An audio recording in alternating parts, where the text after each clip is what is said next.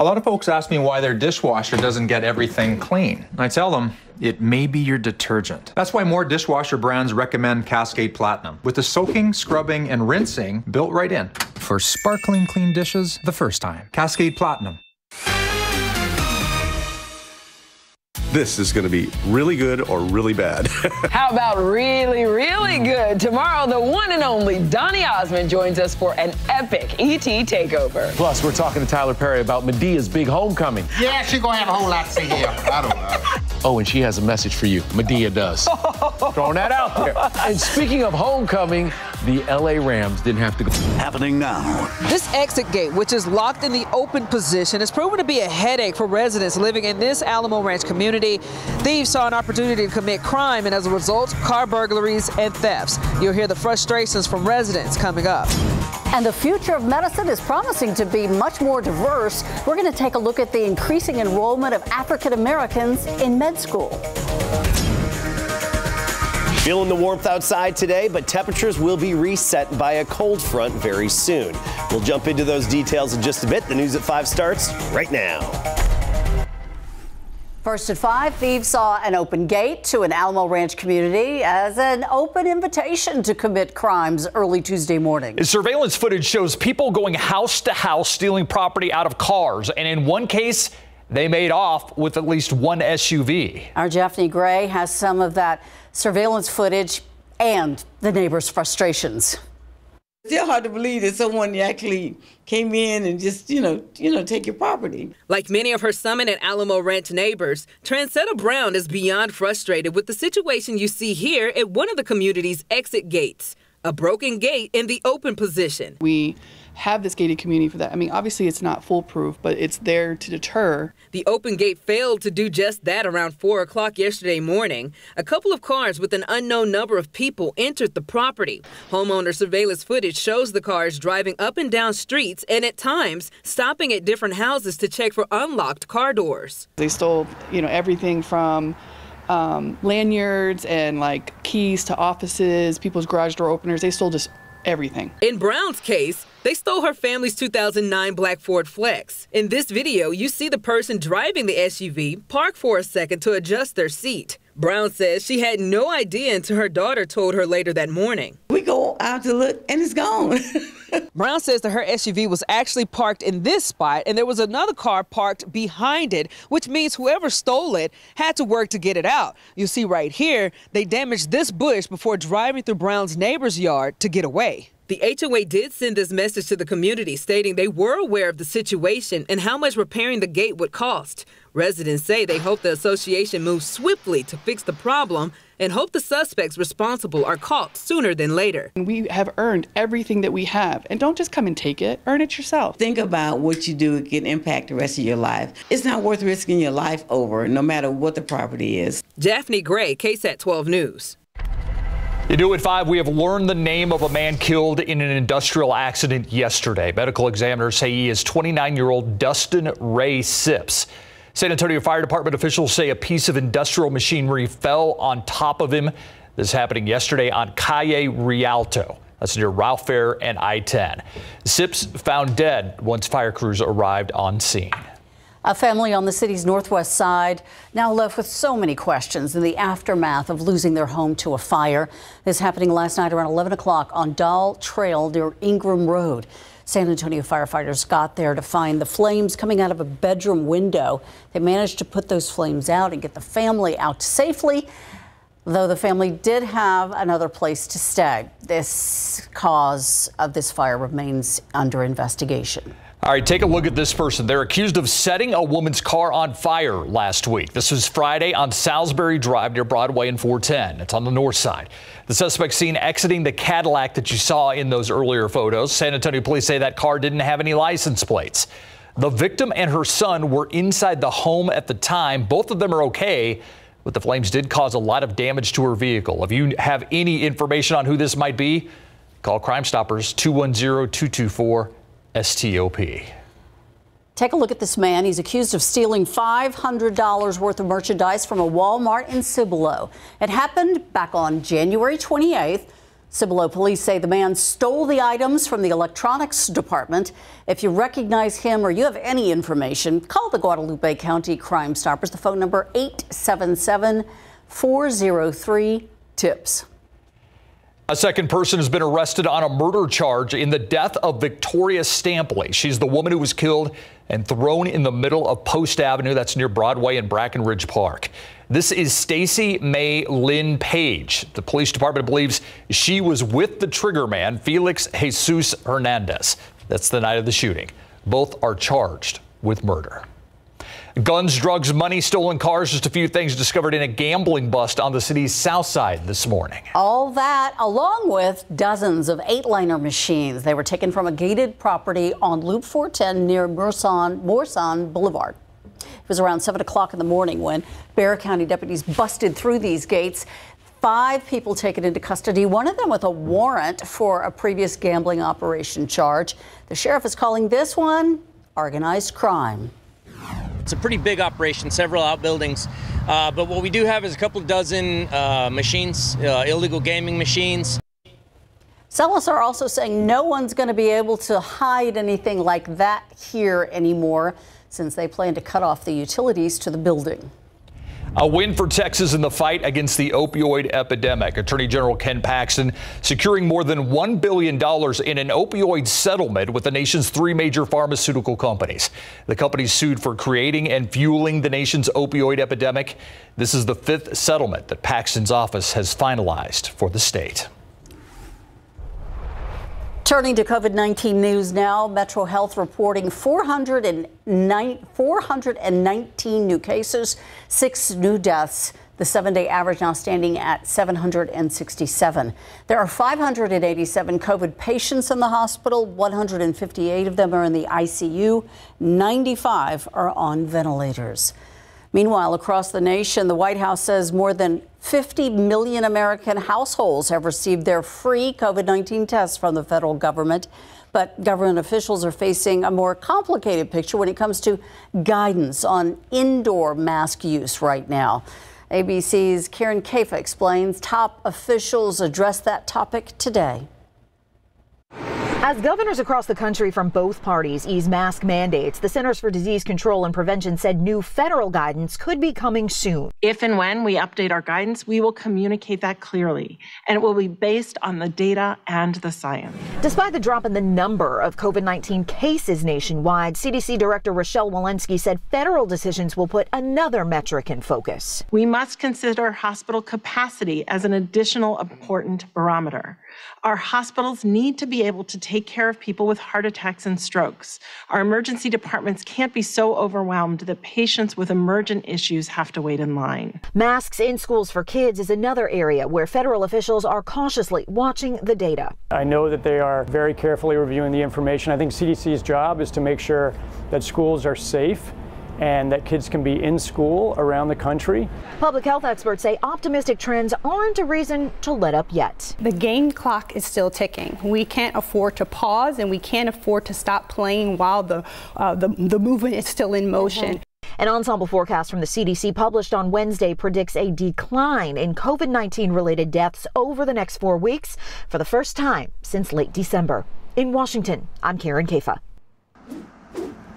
That was CNN's Karen Kafa. Let's take a look at traffic right now. This is 410 at San Pedro, and you can see it's very busy in both directions on 410, but no major traffic tie-ups to tell you about, and that's a bit of good news on this Wednesday afternoon.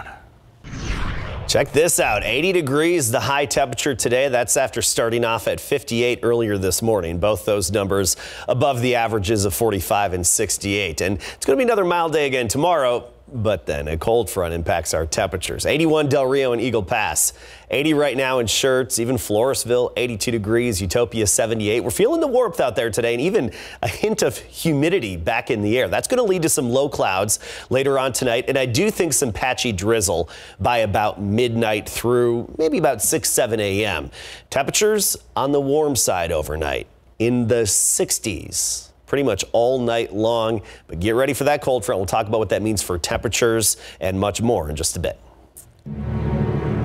Thank you so much, Adam.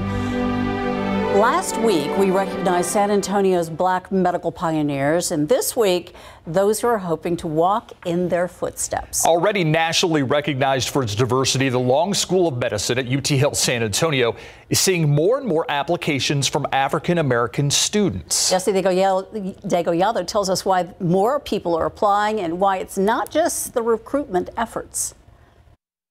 These medical students show it. The future of medicine promises to be much more diverse. Applications overall went up 20% last year to the Long School of Medicine at UT Health San Antonio.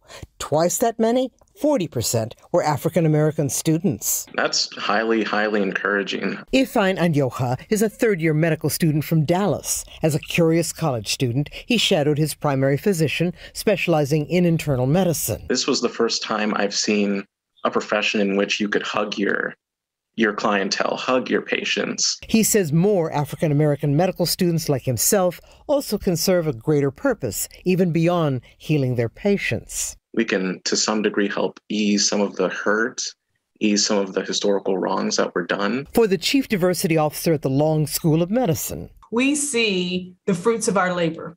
Due in part, says Dr. Chiquita Collins, to the social justice movement in response to George Floyd's death in 2020. How can institutions take a more active role in ensuring that people from all walks of life feel respected and valued? The time is ripe, and so students are saying we also want to be part of that. CASMED high school students in the San Antonio Independent School District are already learning what it will take to go into medicine. And encourage a new generation of young African American men and women to wear that white coat, step into that role, and be that excellence. Jesse Degollado, KSAT 12 News.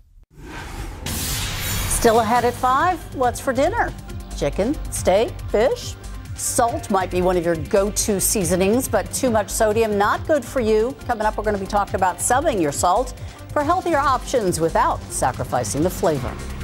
But before we go to break, we want to take a moment to honor fallen San Antonio Fire Department engineer Lyle Crawford. According to SAFD, he died this morning after a prolonged battle with COVID-19. He'd been with the department since May of 2007. Funeral arrangements are now pending. We'll be right back.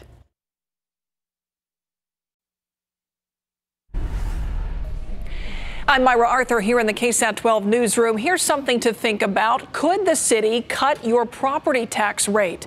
One of the stories that we are working on for the news at 6 today. City staff think that San Antonio could end up running into a revenue ceiling set by state legislatures. We're going to tell you what that could mean for your tax bill and when you could see any changes. Plus, yesterday's grass fires in South Bexar County got extremely close to one elementary school. How the kids got out safely and the precautions they are now putting in place this week there as high winds increase the risk for more fires in the week. And a San Antonio man loses everything in a fire last week. We are talking his home, his pets, his prosthetic leg, and his life partner. Now his neighbors are stepping up to help. Our Alicia Barrera shares this incredible story of helping a stranger in need. All that and more coming up tonight on the news at 6. Thank you, Myra. New at 5, how to shake the salt habit. You know too much sodium is not good for you, but let's face it, salt makes stuff taste better. Many things, at least. Still, there are healthier ways to kick up the flavor. 12 at your size, Marilyn Morton, on which salts are better for you and which alternatives you might want to try.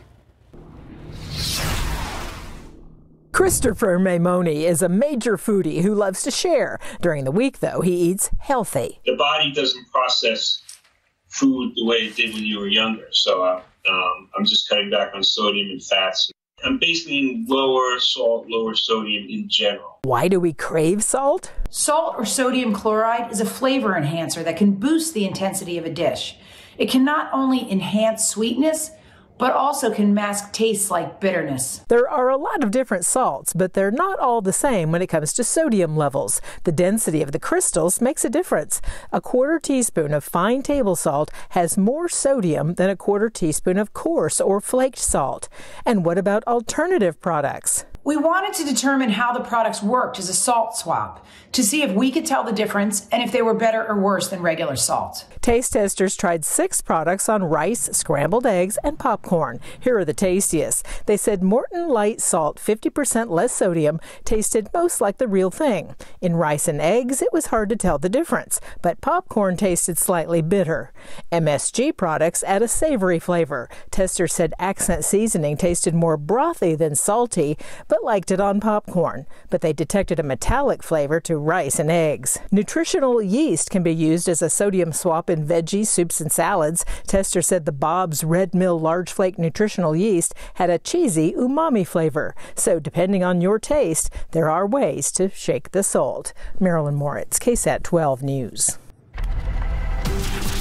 We've been shaking the grays today, that's for sure. It was overcast for the first part of the day, but man, when that sun came out, it turned very nice. It did, and really popped the temperatures. We even had a few drips and drops out there early this morning, just a little bit of drizzle, but now you see a lot of sunshine on our live cam, and I do think we're going to be fairly clear for the next several afternoons. We'll just have a little bit of drizzle to contend with overnight tonight. Otherwise, another warm day tomorrow, still breezy and even lower humidity.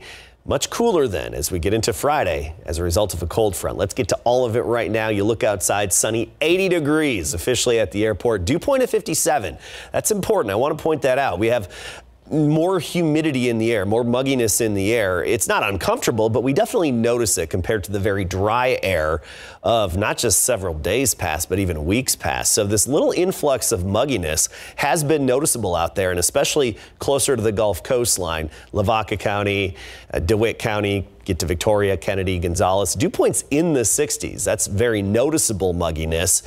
This is going to change significantly by about 7, 8 a.m. tomorrow. And tomorrow we'll have dew points down in the upper 20s, and then they'll stay low all the way through Sunday. But tomorrow they're going to be combined with a gusty wind out of the northwest. So that gives us that red flag warning, the higher fire danger. Doesn't mean the weather is going to cause fires.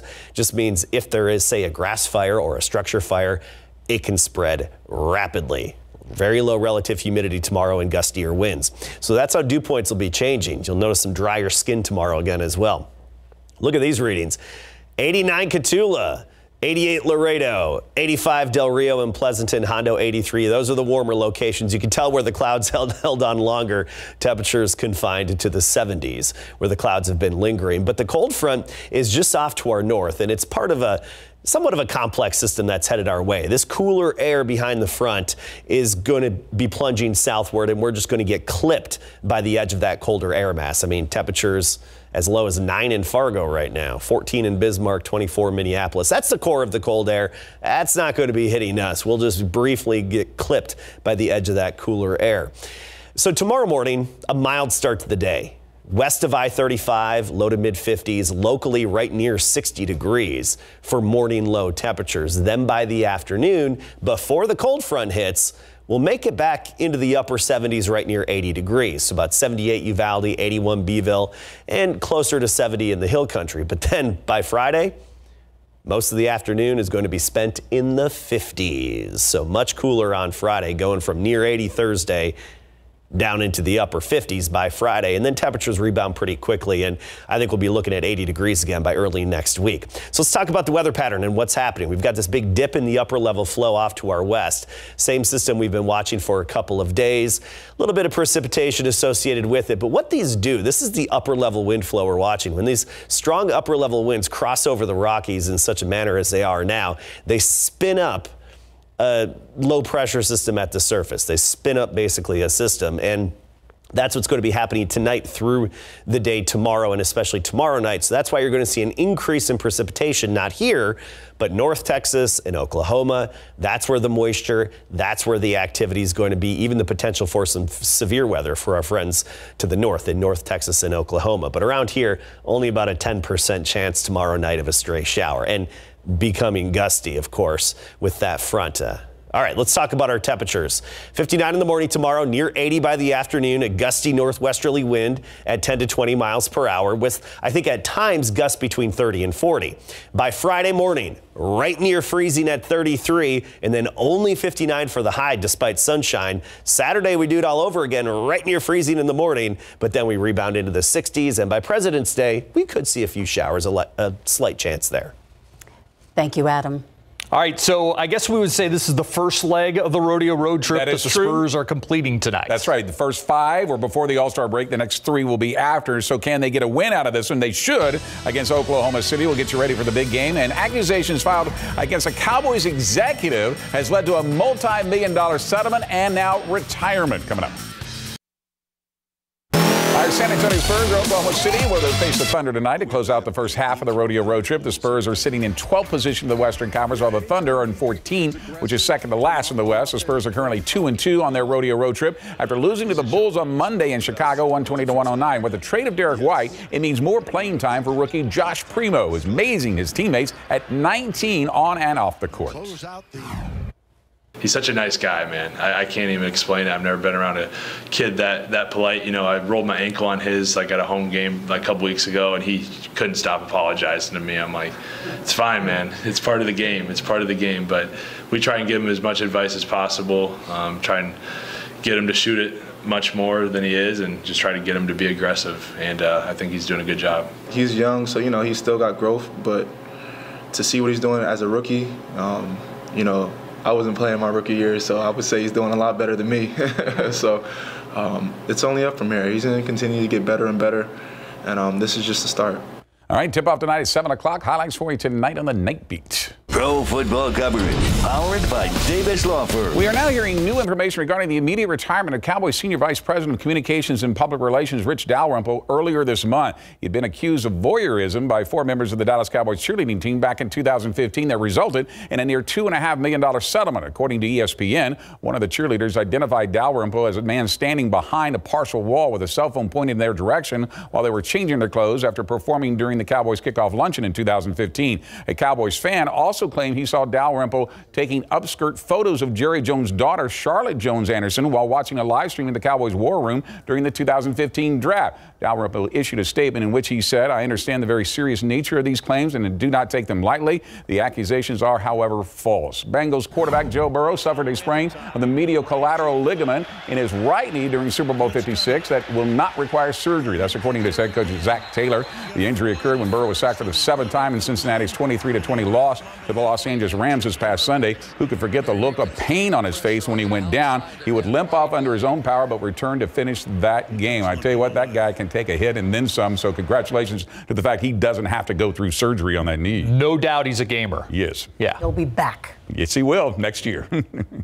We'll be right back as well. I want to show you traffic before we leave. This is I-35 at Eisenhower. You can see some type of accident there. At least one of the lanes are blocked and the median as well, but traffic trouble spot you might want to stay clear of. It's usually pretty crowded there at this hour to begin with. All right, temperature-wise, tomorrow morning, actually a warm start to the day at 59, and then by the afternoon, it's going to be back up near 80. But look at Friday and Saturday mornings. We'll be down right near freezing, so feeling the chill there for a few days. And looking ahead here as we get on into Friday and the weekend, high temperatures will also take a little bit of a drop. We'll be in the upper 50s by Friday, but then 60s over the weekend. Thanks, Adam, and thank you for watching the News at 5 with us. World News up next. We'll see you back here at 6.